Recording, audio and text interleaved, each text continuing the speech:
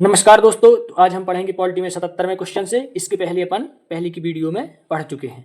ठीक, तो अपना 77वां क्वेश्चन है, संपत्ति के मौलिक अधिकार को कब समाप्त किया गया? तो संपत्ति के मौलिक अधिकार को किया गया 44वें संविधान संशोधन सन 1978 को। ठीक, इसके बाद अपन नेक्स्ट क्वेश्चन की ओर चलेंगे। नेक्स्ट क्वेश्चन है अपना, संविधान के किस प्रावधान द्वारा अस्पृश्यता को उन्मूलन किया गया? तो किस संविधान संशोधन द्वारा, कौन से अनुच्छेद में है ये अपने 70वें अनुच्छेद। इसके बाद निम्नलिखित में से भारत के संविधान का कौन सा अनुच्छेद कानून के समक्ष समता से संबंधित है? तो ये अपना अनुच्छेद है 14। संविधान के अंतर्गत मूल अधिकार का संरक्षक कौन है? कौन है? सर्वोच्च न्यायालय। भारतीय संविधान में स्वतंत्रता का अधिकार 4 अनुच्छेदों द्वारा प्रदान किया गया है। जो अनुच्छेद कहां से कहां तक हैं? जो अनुच्छेद 19 से 22 तक। ठीक, कहां से कहां तक है? 19 से 22 तक है। भारतीय संविधान में संशोधन करके शिक्षा का अधिकार कब जोड़ा गया? ये जोड़ा गया 1 अप्रैल सन 2010 को जोड़ा गया। ठीक, भारतीय संविधान के किस अनुच्छेद में भाषण एवं अभिव्यक्ति की स्वतंत्रता के मूल अधिकार का प्रावधान है? तो किस अनुच्छेद में है? यह है अपने अनुच्छेद 19 में। नेक्स्ट क्वेश्चन की ओर चलेंगे। निम्नलिखित में से कौन सा मूल अधिकार विदेशी नागरिकों को प्राप्त नहीं है? तो कौन सा मूल अधिकार नहीं है? अभिव्यक्ति की स्वतंत्रता का अधिकार। ठीक, नेक्स्ट क्वेश्चन की ओर चलेंगे। भारत के संविधान के अंतर्गत कौन सा अनुच्छेद कारखानों में बालकों के नियोजन का प्रतिषेध करता है? तो कौन सा अनुच्छेद प्रतिषेध करता है? अनुच्छेद 24। कौन सा अनुच्छेद? अनुच्छेद 24। ठीक, भारतीय संविधान में सम्मिलित नीति निर्देशक तत्वों की प्रेरणा हमें किस संविधान से प्राप्त हुई थी? किस संविधान से? आयरलैंड से। ठीक, आयरलैंड से प्राप्त हुई थी।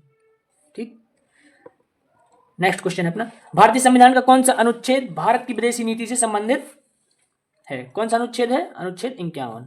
कौन सा? अनुच्छेद 51। ठीक, नेक्स्ट क्वेश्चन की ओर चलेंगे अपन। नेक्स्ट क्वेश्चन है अपना, निम्नलिखित में से कौन सा नीति निर्देशक तत्व है? तो कौन सा नीति निर्देशक तत्व है? समान नागरिक संहिता। ठीक, भारतीय संविधान में कितने मौलिक कर्तव्य हैं? तो कितने मौलिक कर्तव्य हैं? 11 मौलिक कर्तव्य हैं।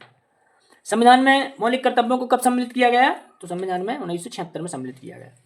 भारतीय संविधान के किस अनुच्छेद में 42वें संविधान विधेयक द्वारा मूल कर्तव्यों को सम्मिलित किया गया? तो किस अनुच्छेद के तहत? 51A। ठीक, नेक्स्ट क्वेश्चन की ओर चलेंगे। भारत के संविधान में के किस भाग में मौलिक कर्तव्य उल्लेखित हैं? तो किस भाग में मौलिक कर्तव्य हैं? भाग 4A में। ठीक, इसमें निम्नलिखित से सुमेलित नहीं है। कौन सा सुमेलित नहीं है? भाग 2 में नागरिकता है, सही है। भाग 3 में मूल कर्तव्य है और भाग 4 में नीति निर्देशक तत्व है, लेकिन भाग 5 में मूल कर्तव्य नहीं है। इसका आंसर यही है। कौन सा है इसका आंसर? ये है। ठीक, इसका आंसर 5। भारतीय संविधान का कौन सा अनुच्छेद राष्ट्रपति के पद के लिए पुनः निर्वाचन की योग्यता निर्धारित करता है?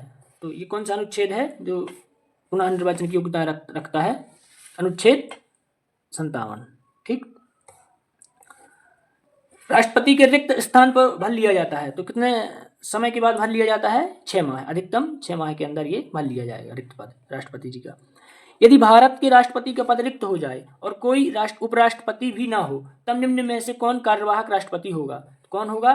तो ये होंगे अपने सर्वोच्च न्यायालय के मुख्य न्यायाधीश। ठीक, सर्वोच्च न्यायालय के मुख्य न्यायाधीश। नेक्स्ट क्वेश्चन है अपना, संविधान के किस अनुच्छेद के अंतर्गत भारत के राष्ट्रपति को अध्यादेश जारी करने की शक्ति प्रदान है? किस अनुच्छेद के अंतर्गत? अनुच्छेद 123 के अंतर्गत।